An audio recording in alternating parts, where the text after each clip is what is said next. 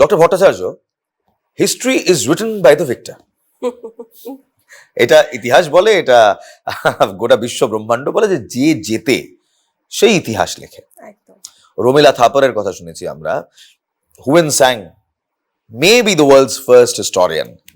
আমার প্রশ্ন হচ্ছে, এই মুহূর্তে দাঁড়িয়ে যে ইতিহাসটা পড়ানো হচ্ছে, সেই ইতিহাস কি রাজনৈতিকভাবে প্রভাবিত, নাকি এটাই ইতিহাস?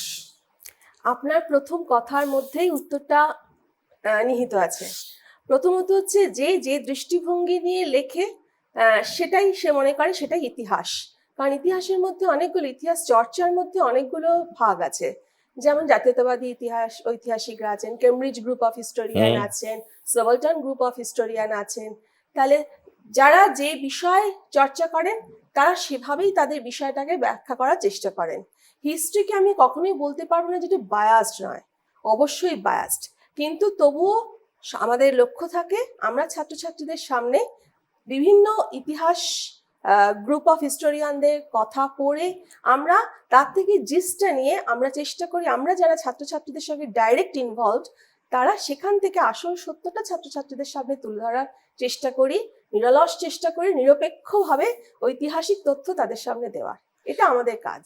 যদি ইতিহাস নিয়ে কথা বলি, আমরা দেখেছি যে ইতিহাস বিভিন্ন সময় বদলায়, এবং ভারতীয় ইতিহাস অনেকটা সময় অবধি, প্রায় 7 থেকে 8-এর দশক অবধি একটা ওয়েস্টার্ন প্রভাব ছিল, একটা ওয়েস্টার্ন ইনফ্লুয়েন্স ছিল। কারণ ভারতের বিভিন্ন সময়ের ইতিহাস কিন্তু কোনো না কোনো সাদা চামড়ার ব্যক্তি লিখে গিয়েছেন, ভারতীয় ইতিহাসবিদ খুব কম।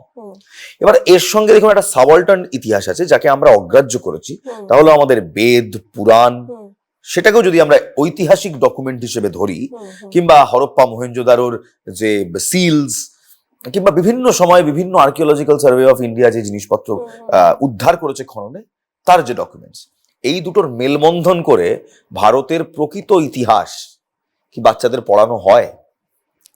এটা খুব বিতর্কিত একটা প্রশ্ন আপনি তুলে ধরলেন।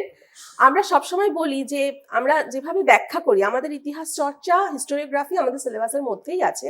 আমাদের ইতিহাসে প্রথমেই পড়তে হয় সোর্স, কি কি উপাদানের উপর নির্ভর করে আমরা ইতিহাসটা ছাত্রছাত্রীদের সামনে তুলে ধরি, সেই উপাদানগুলোর কথা আমাদের জানতে হয়। আমাদের কিন্তু ফার্স্ট চ্যাপ্টারই হচ্ছে sources of the Indian history, ancient, medieval, modern. এবং এই সোর্সেস কথা বলতে আমি যে অ্যানশিয়েন্টের কথাই ধরি, তাহলে আমাদের সেখানে দু ধরনের সোর্স আছে, একটা আর্কিওলজিক্যাল এভিডেন্স আর একটা হচ্ছে লিটারারি এভিডেন্স। আমি লিটারারি এভিডেন্স বা লিখিত উপাদানগুলিকে আমি তখনই মান্যতা দেব, তখনই সঠিক বলে ধরে নেব যখন সেগুলো আমার আর্কিওলজিক্যাল এভিডেন্স, কয়েন্স, এপিগ্রাফি এগুলোর সাথে আমার সেগুলো তুলনা করলে আমি সত্যতাটা নিশ্চিত করে বলতে পারবো, আমি তখনই ঐতিহাসিক উপাদানকে মান্যতা দেব। ডক্টর, এই মুহূর্তে যে ইতিহাস আমরা পড়ছি, কিংবা যে ইতিহাস ছাত্রছাত্রীরা যারা হিস্ট্রি অনার্স নিয়ে পড়তে আসার জন্য সরকারি কলেজে পড়ছে, সেই ইতিহাসটা কতটা আগামী দিনে তাকে প্র্যাকটিক্যালি হেল্প করবে? মানে আমি বলছি একেবারে তার পেশার দিক থেকে হেল্প করবে, কোন পেশায় তাকে হেল্প করবে? এখন এখানেও যদি আমি বলি তাহলে হচ্ছে আমাদের প্রথাগত একটা ধারণা ছিল যে ইতিহাস পড়া মানেই বোধহয় ওই স্কুল কলেজে পড়ানোর বাইরে, বিশ্ববিদ্যালয়ে পড়ানোর বাইরে আর কোনো পেশা নেই। কিন্তু এখন সময় বদলেছে, এখন পেশার চাহিদা বদলেছে। অতএব শুধুমাত্র স্কুল কলেজ ইউনিভার্সিটির টিচার নয়, হিস্ট্রি পড়ে বিভিন্ন ক্ষেত্রে আমরা কেউ ধরুন সিনেমা করছে, হিস্ট্রি বেসড সিনেমা, সেখানে বা ওটিটি প্ল্যাটফর্মে কোনো ওয়েব সিরিজ করছে, সেখানে হিস্ট্রি জানা ছেলে মেয়েদের চাহিদা প্রচুর। কারণ ঐতিহাসিক ঘটনার উপর নির্ভর করে সিনেমা, ওয়েব সিরিজ এখন খুব বেশি পরিমাণে তৈরি হচ্ছে। তাহলে এটাকেও কেউ পেশা হিসেবে নিতে পারে, ইতিহাস পড়ে কেউ ডিরেক্টরের সহকারী হয়ে কাজ করতে পারে বা নিজের রাইটার হতে পারে। এই পেশাগুলো এখন প্রচুর পরিমাণে জনপ্রিয়। এক সময় আমরা দেখেছিলাম যে ভারতের ইতিহাস বলুন, যুদ্ধের ইতিহাস বলুন, বা বাংলার ইতিহাস বলুন, সে অর্থেই বাংলার ইতিহাস লিখতেন কয়েকজন বাঙালি ব্যক্তি। গত 1 শতকে, লাস্ট 1 সেঞ্চুরিতে বাঙালি ইতিহাসবিদরা নেই কেন? তাহলে কি বাংলার কলেজ ইতিহাসটা ঠিকভাবে পড়াতে পারছে না, কিংবা ইন্টারেস্ট গ্রো করাতে পারছে না? বাঙালি ইতিহাসবিদরা নেই কেন, এই প্রশ্নের উত্তরটা আমি সম্পূর্ণ সঠিক বলবো না, অবশ্যই আছেন। কিন্তু যেটা হয়েছে সেটা হচ্ছে যে আমি নিজে যেটা ক্লাসরুমে গিয়ে যেটা বুঝি সেটা হচ্ছে, যেহেতু একটা জেনারেশনে আমরা ইংরেজি ভাষায় লেখাপড়াটা গুরুত্ব দিইনি, তাই অল ইন্ডিয়া পার্সপেক্টিভে বা বলতে পারেন যে সারা বিশ্বের ক্ষেত্রে আমরা আরেকটু পিছিয়ে গেছি।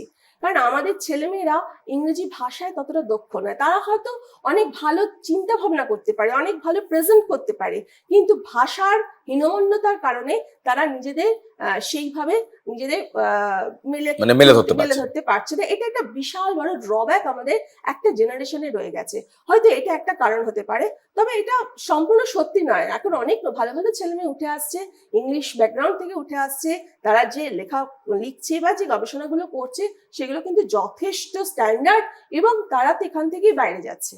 বাইরে ইউনিভার্সিটি গুলোতে তো আমাদের বাংলার ছেলেমেয়েরাই তো বেশি। বেশ, অসংখ্য ধন্যবাদ ডক্টর ভট্টাচার্য। আমরা এক্সপেক্ট করবো, আমরা আশা রাখি যে আপনার এই কথাগুলো শোনার পর আরো অসংখ্য ছাত্রছাত্রী ইতিহাসকে একটা মেন স্ট্রিম সাবজেক্ট হিসেবে তাদের স্নাতকোত্তর পর্যায়ে নিশ্চয়ই যেন সেদিকেও একবার চোখ রাখে। অসংখ্য ধন্যবাদ।